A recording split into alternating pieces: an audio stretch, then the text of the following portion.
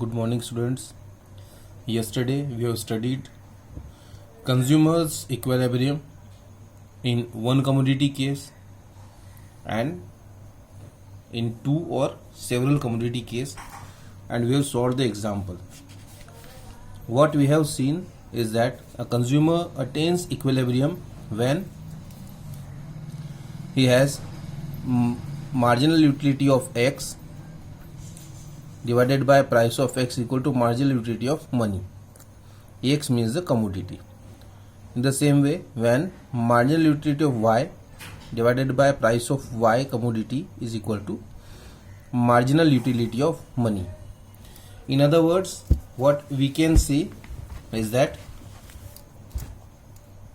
MUX upon PX is equal to MUY upon PY is equal to MUM.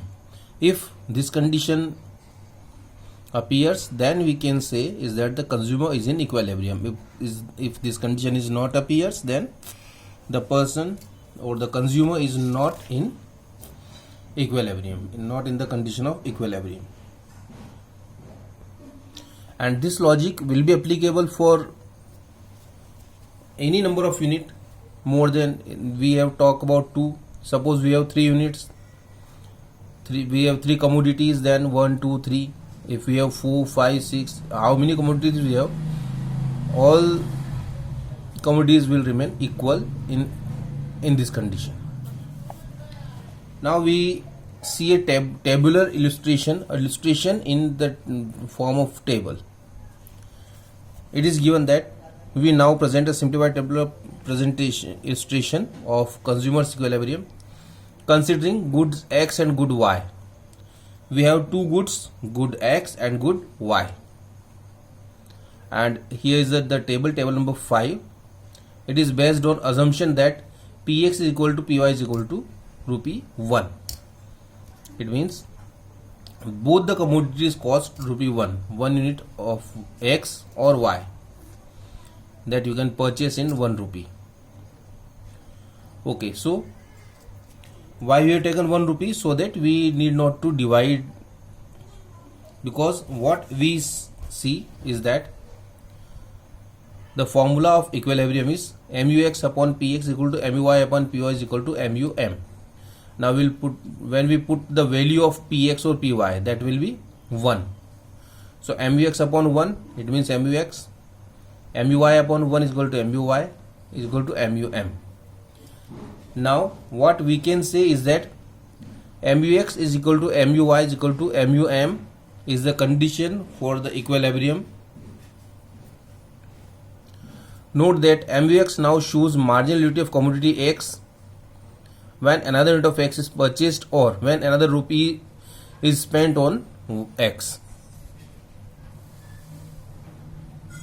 Okay, so this is showing the marginal utility of money, of the commodity and of the money.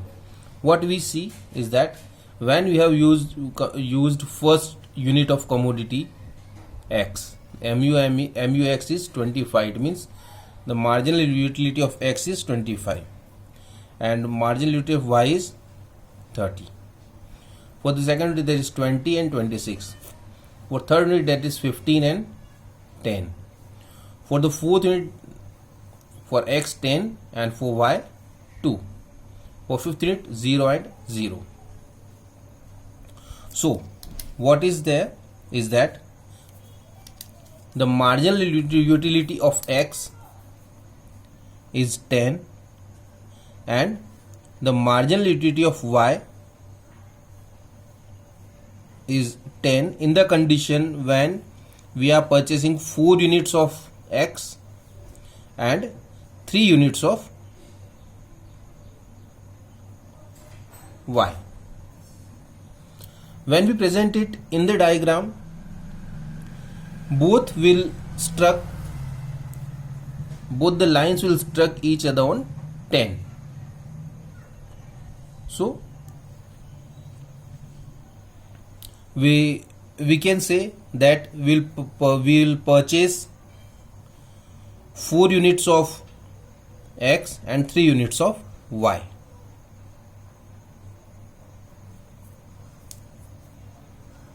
because the marginal utility of x and y is same on 4 units of x and 3 units of y. So we will purchase 4 units of x and 3 units of y.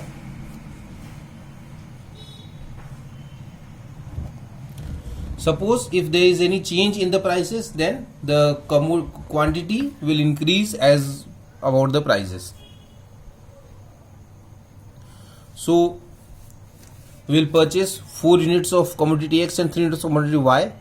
It is corresponding to this combination of X and Y that the consumer is maximizing his satisfaction. What we can say is that consumer is maximizing his satisfaction in the condition or when the person is purchasing or consuming 4 units of commodity X and 3 units of commodity Y. And this condition in which a person attain the equilibrium or strikes the equilibrium while purchasing 2 or more commodities, and when he is purchasing 2 or more commodities, what he feels that the last rupee spent by him yields equal marginal utility whether he spends it on goods X or on good Y. So the last rupee spent by him gives him the full marginal utility whether he purchases X or he purchases Y. This is called the law of equi-marginal utility. The person purchases the units, how much he want to purchase, and that is decided by that how after consuming how much units he get the maximum satisfaction, and this is called the law of equi-marginal utility. Now the basic limitations of utility analysis. Utility can be expressed in cardinal numbers. That is the first limitation of utility analysis, that utility can be expressed in cardinal number, not in the ordinal numbers. Ordinally we do not express by numbers when we say ordinal presentation, because that is expressed as high or low or more or less. But we cannot, as a consumer, we cannot give units, or we cannot give numbers to the satisfaction whatever we are getting. Satisfaction at best can be ranked as high or low, or it can be compared when two goods are simultaneously consumed. It is hard to measure it in figure. When we consume two goods together, we can compare their utility, but we cannot give them numbers that how much utility we can.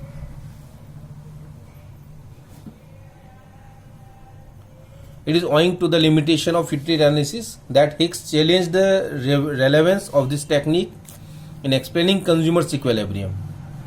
So this is the basic limitation of the utility analysis. Now you should go through the exercise which is given here. Next time when we meet, we will start consumer's equilibrium in difference curve analysis chapter 4. Thank you.